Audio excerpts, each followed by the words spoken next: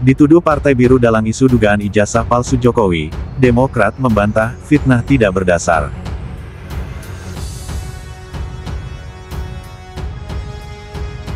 Terkait dengan ada yang ijazah skripsi palsu, kemudian soal Burjo, kemudian yang terakhir kemarin namanya ngalor ngidul.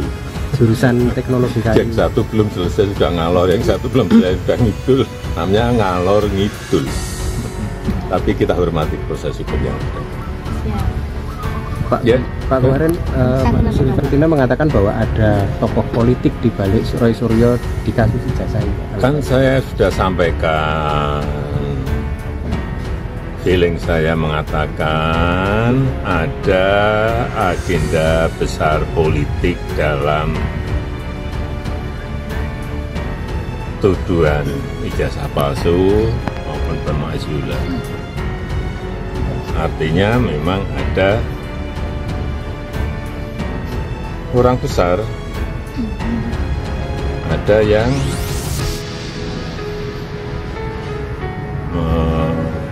backup, ya itu aja. Pak Jokowi sudah menduga? Ya,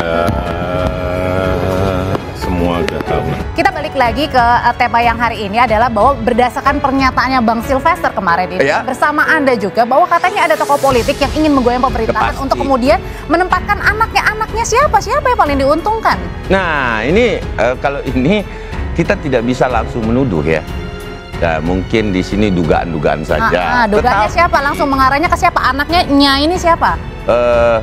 Saya tidak bisa langsung menjurus ke sana, tetapi dengan tampilan saya, mungkin teman-teman Kompas TV dan teman-teman pemeriksa dari Kompas ya seluruh Indonesia sudah melihat tampilan saya hari ini, saya berbaju apa gitu, ya kan? Nah, sisa men-challenge saja, mencari pemikiran sendiri, berpikir masyarakat sendiri, bahwa siapa sih kira-kira dalangnya gitu. Ini sebentar. Nah, saat ini saya berbaju apa?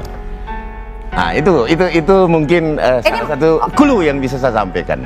Oke, berarti antara clue-nya ini adalah biru. Ya, Oke, coba saya sekarang tampilannya seperti ini. Saya coba lempar ya kalau gitu ke Bang Rismon. Bang Rismon, ini ada katanya ada dikasih kisi-kisi, ada clue-cluenya. Nah, sebenarnya apakah benar tudingan-tudingan bahwa ada tokoh politik ini ada yang ingin menggoyang pemerintah untuk kemudian ini menempatkan anaknya? Itu Bung Ade itu kan cuma narasi liar dan tidak berdasar ya. Saya bergerak independen, tidak ada yang menyuruh-nyuruh saya harus ke Ketoyan, harus ke KPUD Solo, harus ke perpustakaan UGM, harus ke Humas Polda, itu semua biaya sendiri saya. Iya, tapi tidak disuruh Bang Rismon, cuman disuruh terus lanjutkan perjuangan, kan begitu. Ini masalahnya dugaannya ini ada bukti nggak? Ya maksudnya mungkin tidak disuruh, Mbak. Artinya disuruh-suruh diperintahkan itu nggak mungkin. Tetapi kalau diberikan semangat, ayo dong, terus dong. Nah, itu pasti saya rasa itu sering terdengar di telinga Bang Rismon ketika dia berkumpul dengan kelompok yang lain. Ayo dong, terus pasti gitu. Sementara database yang dipegang kan zong. Kalau saya bilang memaksakan penelitian yang minus. Kalau minor, Bang. Gimana Bang Rismon? Gantian bicara dulu dong, ini Bung Ade menguasai banget ya.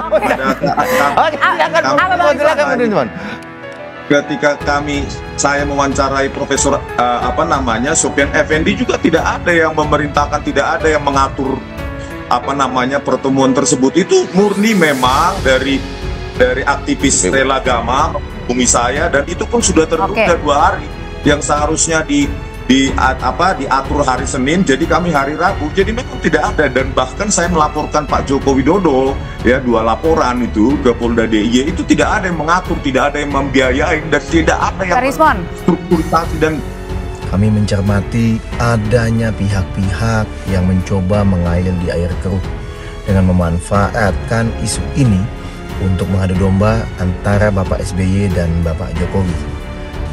Tuduhan tersebut adalah fitnah yang tidak berdasar. Istilah Partai Biru yang diarahkan kepada Partai Demokrat merupakan upaya insinuatif yang menyesatkan dan mencemarkan nama baik kami. Saudara Roy Suryo yang beropini terkait dugaan ijazah palsu bukan lagi bagian dari Partai Demokrat. Yang bersangkutan telah mengundurkan diri sejak tahun 2019. Keputusan itu diterima karena adanya perbedaan pandangan yang tidak lagi sejalan dengan arah kebijakan partai. Kami mencermati adanya pihak-pihak yang mencoba mengail di air keruh dengan memanfaatkan isu ini untuk mengadu domba antara Bapak SBY dan Bapak Jokowi. Tindakan seperti ini sangatlah tidak etis, berpotensi merusak ruang publik dan sama sekali tidak mencerminkan semangat demokrasi yang sehat. Ada tudingan orang di balik Anda menggaungkan suara ini dan kesannya akhirnya akan ada konotasi ada yang bayar Anda dan teman-teman untuk mendorong tudingan ijazah palsu Jokowi ini, betul? Ngaco dan kalau dalam bahasa sahabat saya ini terwelu itu adalah terlalu, ya gitu. Sebenarnya ini offset ya, saudara Ade ini offset dan dia harusnya malah justru bisa disanksi atau justru bisa dimarahin ya oleh Jokowi karena itu justru menarik lawan yang lebih banyak untuk Jokowi. Sampai dibilang yang berbaju biru. Makanya kan ngaco. Saya omong apa nih? Kalau A saya bilang A, kalau B saya bilang. Jokowi itu hanya mengatakan, kan saya sudah sampaikan, feeling saya mengatakan ada agenda besar politik dalam tuduhan ijazah palsu maupun pemakzulan. Artinya memang ada orang besar yang membackup. Nggak ada dari Jokowi bilang biru. Gitu. Kok tiba-tiba ada termulnya yang kemudian mengatakan bahwa itu biru. Itu kan ngaco sekali. Anda menangkap arahnya ini buat apa kalau gitu? Ya ini mau membenturkan ini yang rugi Jokowi sendiri loh nanti. Gitu. Tapi ya menurut saya fight harus dilakukan gitu. Karena apa? Karena ini tuduhan ini ngaco, fitnah sangat luar biasa dan saya sangat mendukung statement Mas Ahaye tadi ya. Meskipun saya sekali lagi Mas Rival saya udah 5 tahun itu tidak lagi di partai politik dan kebetulan saya pernah wakil ketua umum di situ. Nggak ada sama sekali tuduhan dan Pak SBY selaku dewan yang ada di Partai Demokrat itu pasti tidak mungkin melakukan itu karena Pak SBY adalah orang yang sangat negarawan, beda jauh sama yang mengatakan sebelumnya tadi orang besar. Oke, Bang Sylvester, saya paham bahwa Anda kemarin sudah menjelaskan juga kepada rekan saya di Kompas Petang waktu itu masalah tudingan yang berbaju biru itu menjadi orang di balik tudingan-tudingan semacam ini. Kalau kemudian ada diksi semacam ini, kemudian Demokrat sudah bilang bahwa itu fitnah. So, yang mana yang benar kalau gitu nih? Biarkan masyarakat yang menilai, masyarakat pasti pintar. Memang Pak Jokowi hanya mengatakan ada orang besar. Ya. Pastinya ini kan bukan hanya masalah ijazah palsu ya, ada isu kayak kemarin matahari kembar, terus ada isu pemaksulan. Bahkan yang dari awal itu, yang saya bicara dari awal itu isu Indonesia gelap. Itu udah berapa bulan lalu lah saya bicara. Dan apa yang saya bicarakan sih sama persis yang dikatakan Pak Prabowo ya. Jadi Pak Prabowo juga mengatakan terakhir ya kan bahwa isu Indonesia gelap itu gitu loh. Dan memang itu fix karena apa? Sudah ada aliran dana dan sudah ada tersangka yang udah ditahan di Kejaksaan Agung ya kan. Nah, kalau yang isu-isu ini ya kalau kita melihat memang pastinya ini kembali lagi ada yang memanfaatkannya secara politik. Mungkin Mas Roy mengatakan bahwa saya nggak dibayar, terus saya ada kebenaran. Mas. Ini kan makanya saya mau menguji Anda. Jadi Anda jangan dulu jauh. Lanjut, jadi intinya saya minta sumpah lagi. Mungkin jadi gini, kalau yang berbaju biru itu mungkin saya. Dalangnya ini saya lah. Ini juga baju biru nih. Biru nih. Ya, dia nggak. Jadi intinya bahwa kembali lagi sebenarnya kita ke fokus aja dengan proses hukum yang terjadi sekarang. Tapi kan muncul pertanyaan gini Bang, kalau kemudian mencoba mengadu-adukan Pak Jokowi sementara Pak Jokowi sekarang sudah tidak lagi menjabat sebagai kepala negara dan kepala pemerintahan, Anda menangkapnya sebagai relawan yang nyudut-nyudutinnya buat apa lagi? Gini, saya bilang tadi, Pak Jokowi sudah tidak ada kepentingan untuk menjadi apapun di Republik ini. Beliau udah selesai ya, udah purna tugas, sudah menjadi politisi di Indonesia ini menurut saya yang tertinggi yang dicapai ini Pak Jokowi nih, ya kan? Intinya sudah 2 kali wali kota, gubernur, ya kan, terus presiden 2 kali dan berhasil, terus mengendorse Prabowo Gibran berhasil, ya kan. Nah, jadi intinya tapi kalau ada, ya kan, mantan yang orang kuat dulu ingin anaknya, terus ingin kadernya, ingin orangnya nanti bermain di 2029 atau Prabowo Gibran ini nanti selesai di tengah jalan. Dari beberapa orasi orang-orang mereka ini itu kan udah jelas ada yang mau revolusi, terus ada yang mau kudeta, ada yang mau mendudukin gedung MPR DPR, gitu. Ada yang minta Mas Gibran dan juga Pak Prabowo mundur. Itu kan udah jelas. Begini, kemarin secara resmi Demokrat memberikan tanggapannya karena jadi liar isunya yang seolah-olah Partai Biru, yang mendalangi ini. Kami tegaskan nggak ada urusan kami dengan kasus ijazah palsu, apalagi dikait-kaitkan agenda politik di balik ini. Ini fitnah besar ini kami tolak. Sama sekali tidak ada keterlibatan Partai Demokrat dan kami semua kadernya terhadap itu. Kalau ditarik-tarik, Saudara Roy Suryo yang pernah di Demokrat, saya pastikan masa saya sekjen Partai Demokrat, Saudara Roy Suryo tidak lagi jadi anggota Partai Demokrat. Waktu itu sudah berakhir hubungannya. Jadi tidak ada hubungan Roy Suryo dengan Partai Demokrat. Sama sekali tidak ada. Mungkin orang menarik-narik karena ada Roy Suryo pernah punya pengalaman bersama kami. Saya tegaskan sekali lagi, saya sekjen Partai Demokrat waktu itu dan memastikan di era saya Roy Suryo bukan lagi anggota Partai Demokrat. Karena itu tidak ada hubungan antara apa yang dilakukan Roy Suryo dengan Partai Demokrat. Sama sekali tidak ada. Itu tanggung jawab pribadi dia. Partai Demokrat sama sekali tidak terlibat dan tidak ingin melibatkan diri soal kasus ijazah palsu.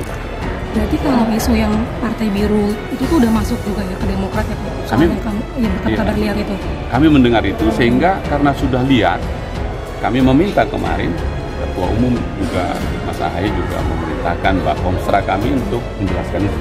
Nah karena ini teman-teman nanya langsung, saya jawab langsung karena kalau kaitannya Roy Suryo dengan Partai Biru, waktu itu saya sekjennya. Nah, saya sekjennya dan sejak itu tidak lagi ada hubungan Roy Suryo dan Partai Demokrat. Karena dia menarik diri, mundur, dan waktu itu kalau tidak mundur ya kita berhentikan. Karena waktu itu kasusnya sudah melampaui batas. Itu tahun berapa? Kalau saya sekjen itu kan 2015 ke 2020. Jadi antara tahun itu masih, kalau nggak salah ya masih antara tidak menteri lagi ya, antara itu waktu itu kasus beliau itu. Nah sekali lagi saya ingin menegaskan, jangan ditarik-tarik bahwa Roy Suryo tidak ada hubungannya dengan Demokrat dan karena itu Demokrat nggak ada hubungannya dengan kasus ijazah palsu. Mudah-mudahan penjelasan saya ini clear karena masih era saya waktu itu.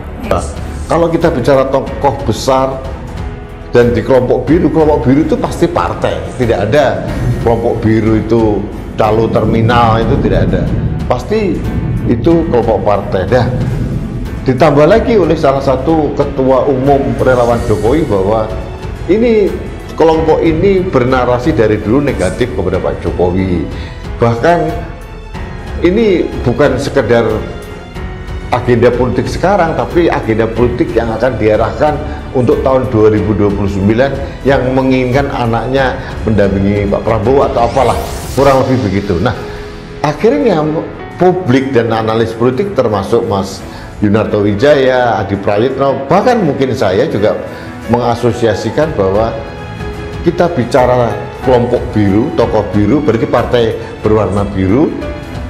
Kalau partai berwarna biru ada 3 seingat saya, Demokrat, PAN, dan Nasdem. Nasdem juga biru agak tua.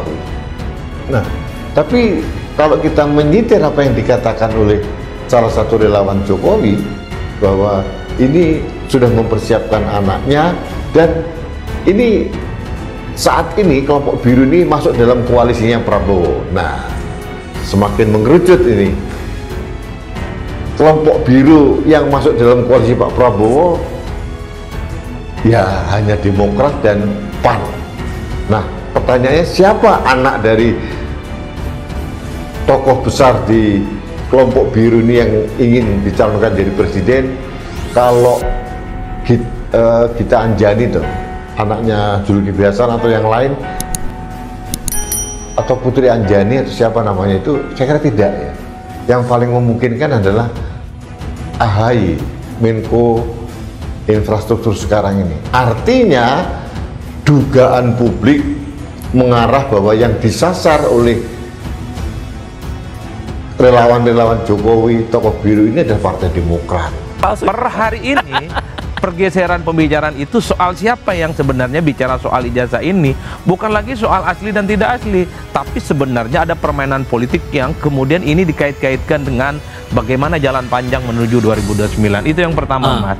Nah, yang kedua, memang publik secara umum agak repot pada akhirnya. Dulu kan biasanya kalau Pak Jokowi itu kan dihadapkan yang paling utama sama anak banteng, setelah itu anak abang. Nah, per hari ini anak biru, banyak kali ini kode-kodenya. Arah yang warna biru tuh tujuannya buat ke siapa? Kalau mau jujur sebenarnya, kalau ada partai politik yang misalnya nih, ya warnanya itu hijau, bagi orang Madura itu juga biru, Mas. Itu biru muda. Itu biru muda. Jadi bagi orang Madura yang hijau itu bisa jadi biru muda. Nah, apa yang ingin saya maksudkan adalah kalau mau jujur, narasinya per hari ini murni adalah narasi soal politik. Jadi mengklaim sebenarnya siapa yang menjadi aktor-aktor yang dinilai punya desain penting terkait dengan kepentingan-kepentingan politik. Jadi asli ataupun tidak asli itu belakangan sekarang. Dulu mungkin iya, tapi per hari ini asli, tidak asli ataupun palsu itu nomor 40. Yang paling utama hari ini adalah siapa sebenarnya mastermind, dalang utama yang mencoba untuk memainkan ini. Itu artinya apa? Bahwa gerakan-gerakan terkait dengan ijazah ini bukan gerakan soal untuk mengungkap fakta-fakta yang terkait dengan ijazah, tapi ada yang disebut dengan hidden agenda. Enggak lah, lalu 2019. Kan itu kan narasinya kan. Itu yang saya sebutkan, ada paradigm shift, ada perubahan paradigma orang bicara hari ini tentang dalang, tentang warna biru, tentang aktor, tentang kepentingan pilpres. Sesuatu yang sejak 6 bulan, 7 bulan lalu ketika muncul ijazah itu tidak pernah dibicarakan. Kemarin AHY sebagai Ketua Umum Partai Demokrat sudah merespon dengan keras dan tegas bahwa tidak terkait dengan polemik ijazah palsu. Roy Suryo CS juga mengatakan dengan sangat gamblang bahwa meskipun dia dulu pernah menjadi salah satu pimpinan Partai Demokrat, tapi sudah 5 tahun ini Roy Suryo keluar dari Partai Demokrat, dan Roy Suryo meyakini tidak mungkin Pak SBY atau Partai Demokrat membuat inisiasi untuk menggelindingkan masalah isu ijazah palsu. Dan Roy Suryo CS tidak pernah menerima uang sepeser pun dari manapun, apalagi dari kelompok biru. Itu yang dikatakan oleh Roy Suryo. Apa yang ingin saya sampaikan pada kesempatan ini? Bahwa relawan Pak Jokowi terlalu gegabah menyudutkan secara detail kelompok berwarna biru. Akhirnya orang membuat suatu persepsi dan menyusun pasal-pasal itu. Tokoh besar yang ditanya Pak Jokowi, hanya titik itu, kemudian sama relawan Jokowi dikerucutkan menjadi warna biru dan masih dalam koalisinya Pak Prabowo, dan ada keinginan anaknya untuk menjadi pimpinan nasional. Pasti itu ujungnya mengarah kepada Partai Demokrat. Ini menurut saya berbahaya. Kenapa berbahaya? Ini seolah-olah Pak Jokowi secara tidak sadar menarik musuh baru atau menciptakan musuh baru terkait dengan polemik ijazah Pak Jokowi.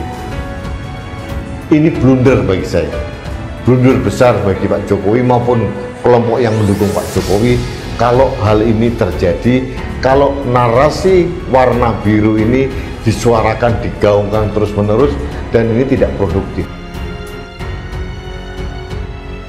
Partai Demokrat secara tegas membantah tuduhan bahwa mereka adalah Partai Biru, yang diduga menjadi dalang di balik ramainya isu dugaan ijazah palsu Presiden ke-7 RI Joko Widodo, Jokowi.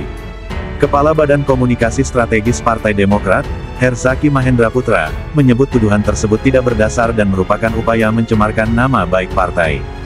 Tuduhan tersebut adalah fitnah yang tidak berdasar.